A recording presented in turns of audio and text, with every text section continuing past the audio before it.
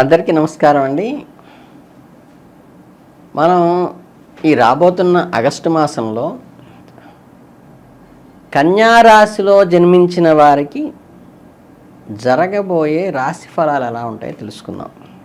కన్యా రాశి అంటే జనరల్గా ఉత్తర 2, 3, 4 పాదాలు, అలాగే మన పేరులోని మొదలక్షరాలైనటువంటి టో, పా, పి వీటితో మొదలయ్యే పేరున్న వాళ్ళు కానీ, హస్తా నక్షత్రంలో 1, 2, 3, 4 పాదాలు అంటే పు, షం, నా, ట అనే అక్షరంతో మొదలైనటువంటి పేరున్న గలవాళ్ళు.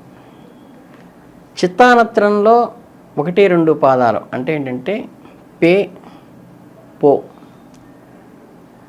ఈ అక్షరాలతో పేరు మొదలైన వాళ్ళు. అంటే నక్షత్రం మీకు స్పష్టంగా తెలిస్తే నక్షత్రం వాళ్ళే ఫాలో కండి.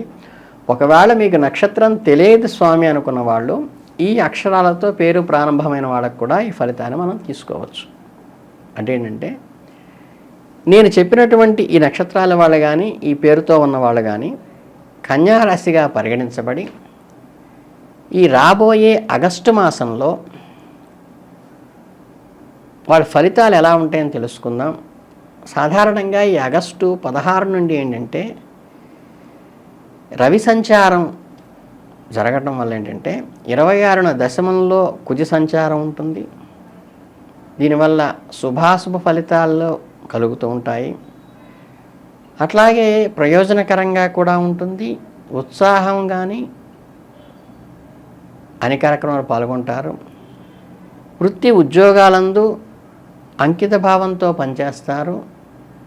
సమయం అనుకూలంగా ఉంటుంది.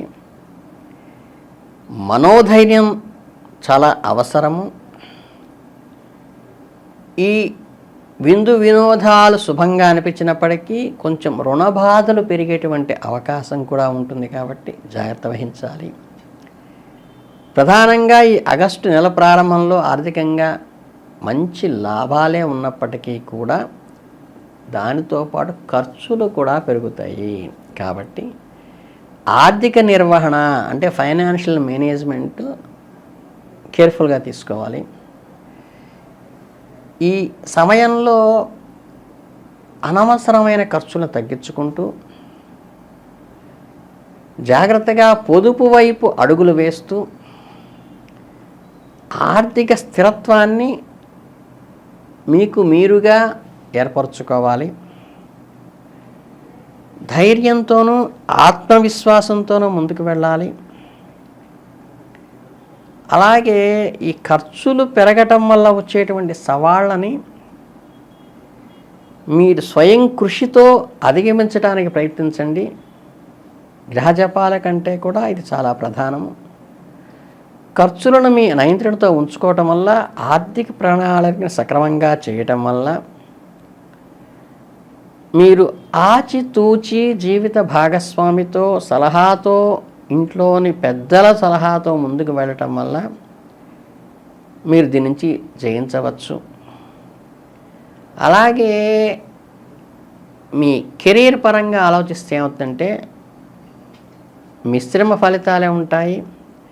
వ్యాపారులు తమ వ్యాపార క్రమక్రమాల నిమిత్తం వివిధ ప్రాంతాలకి వివిధ ప్రదేశాలకి తిరిగి మన బిజినెస్ రాబట్టుకోవాల్సిన అవసరం ఉంటుంది. దానివల్ల ఏంటంటే ఒక రకమైన అలసట, ఒత్తిడి కూడా కలిగేటువంటి అవకాశం ఉంటుంది. కాబట్టి మీ ఆరోగ్యం మీద కూడా ఈ ప్రయాణాల యొక్క అవిశ్రాంత శారీరకంగా ఉండటం వల్ల ఉద్యోగస్తుల్లో కూడా పనిభారం పెరగటం వల్ల అనారోగ్యంలో రెస్ట్లెస్నెస్ వస్తుంది. వేరే ఇబ్బందికరమైన పరిస్థితులు అయితే ఉండవు. సహోద్యోగుల మద్దతు, పార్ట్నర్స్ యొక్క మద్దతు అయితే ఉంటుంది. కానీ మీ శ్రమ అధికంగా ఉండటం వల్ల, ప్రయాణాలు అధికంగా చేయటం వల్ల దాని నుంచి వచ్చేటువంటి మానసిక చికాకు నుంచి మీరు ధ్యానంతో కానీ యోగంతో కానీ ముందుకు వెళ్ళాలి. ఆర్థికంగా నెల ప్రారంభంలో అనుకూలంగా ఉన్నప్పటికీ కూడా ఖర్చుల వల్ల అంటే ఏంటంటే ఇన్కమ్ సఫిషియెంట్గా వచ్చి బట్ ఎక్స్పెండిచర్ కూడా ఓవర్గా అవ్వడం వల్ల ఏంటి మాత్రమే సమస్య వస్తుంది తప్పితే మీరు ఆర్థికంగా అడుగున పట్టలేదు. సో మీరు జస్ట్ ఎక్స్పెండిచర్ని కంట్రోల్ చేసుకుంటే ఇన్కమ్ సఫిషియెంట్గా ఉండటం వల్ల మీరు చాలా పీస్ఫుల్గా వెళ్ళచ్చు. ఇది మీ మానసికంగా మీ సొంత కార్యక్రమాలు మీ అభిలాషతో, మీ కష్టంతో, మీ ఇంటెలిజెన్స్తో మాత్రమే ఉపయోగపడుతుంది. విద్యార్థుల విషయానికి వస్తే ఏంటంటే కొంతవరకు చిన్న చిన్న నిరాశలు కలిగినప్పటికీ కూడా చివరికి ఆశించిన ఫలితాలే పొందుతారు.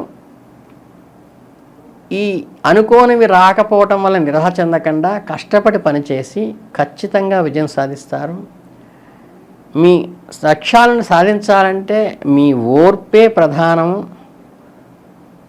మీ ఉపాధ్యాయుల సలహా తీసుకోవటము, ఆ ప్రావీణ్యత పొందినటువంటి ఆ రంగంలో ప్రావీణ్యత పొందిన వాళ్ళ సలహాలు తీసుకోవటం మంచిది. అంటే వాళ్ళ పెద్దల యొక్క గైడెన్స్తో ముందుకు వెళితే మీకు పర్ఫెక్ట్గా ఉంటుంది. అలాగేంటంటే ఇంట్లో శుభకార్యాలు జరగటం వల్ల ఖర్చులు పెరిగితే అవి సంతోషాన్ని ఇస్తాయి. కానీ అనవసరమైనటువంటి ఎక్స్పెండిచరు దుబారా ఖర్చులకి వెళ్ళబాకండి. సన్నిహితంగా కుటుంబ సభ్యులతో మెలగటం అలవాటు చేసుకోండి. మీ జీవితాంతం మీ కుటుంబమే మీకు అండగా ఉంటుందనే విషయం గుర్తుపెట్టుకోండి. ఇతరులు అనుకోకుండా అప్పటికప్పుడు వచ్చిన వాళ్ళ యొక్క ఇంటర్ఫీరెన్స్ మీ పర్సనల్ లైఫ్ మీద లేకుండా చూసుకోండి. ప్రేమ సంబంధ విషయాల్లో ఇటువంటి వాళ్ళ ఇంటర్ఫీరెన్స్ వల్ల కొంత అలజడి రేకెత్తేటువంటి అవకాశం ఉంటుంది. కాబట్టి మీ అహంభావాలకి పోకుండా, అపార్థాలకు ఎక్కడా తావివ్వకుండా, మీ రిలేషన్ని దెబ్బతీసేవి రెండే. కాబట్టి మీ భాగస్వామితో ఓపికగా ప్రేమగా వ్యవహరించి ఒకరినొకరు అర్థం చేసుకుని వారి నిర్ణయాలకి ఖచ్చితంగా విలువనిచ్చి మీ నిర్ణయాలని స్పష్టంగా మీ భాగస్వామితో మనసు విప్పి చెప్పుకోవటం వల్ల ఇతరుల ఇంటర్ఫీరెన్స్ని బాగా తగ్గించటం ద్వారా మాత్రమే మీరు కుటుంబ గౌరవాన్ని నిలబెట్టుకోగలుగుతారు. మీ కుటుంబ సభ్యులందరూ ఏకతాటికి వస్తే మీకు ఏ ఇబ్బంది ఉండదు. అలాగే సరైన జీవన శైలిలో పాటించడం వల్ల, సమతుల్యమైన ఆహారం తీసుకోవటం వల్ల, ప్రయాణాల వల్ల వచ్చిన బడాలకి నుంచి బయటపడతారు. ఏదైనా అనారోగ్యం కనిపిస్తే వైద్యుడి సలహా మీద మాత్రమే మీరు దానికి తగినటువంటి మెడిసిన్ వేసుకోవటం మంచిది. ఇకపోతే ఈ బుధవారం రోజు గనక చక్కగా బుధగ్రహ దోషాల నివారణకి మంచి పచ్చి పెసలతో స్వామివారికి ఏదన్నా ముద్గానం లాంటిది చేసి పెట్టడం కానీ, నివేదన చేయటం కానీ, లేకపోతే గణపతి ఆరాధన చేయటం వల్ల కానీ, లేకపోతే దేవాలయాలలో సంకష్టహర చతుర్థి వ్రతాలు జరుగుతుంటాయి, అక్కడ మన పేరు రాయించి కూర్చోవడం వల్ల కానీ, గణపతి హోమం చేయటం వల్ల కానీ, అలాగే ఈ విష్ణు సహస్రనామం, లలితా సహస్రనామం పారాయణ చేయటం వల్ల కానీ, వీటి ద్వారా మనం అనుకున్నటువంటి ఫలితాలను పూర్తిగా సాధిస్తాము.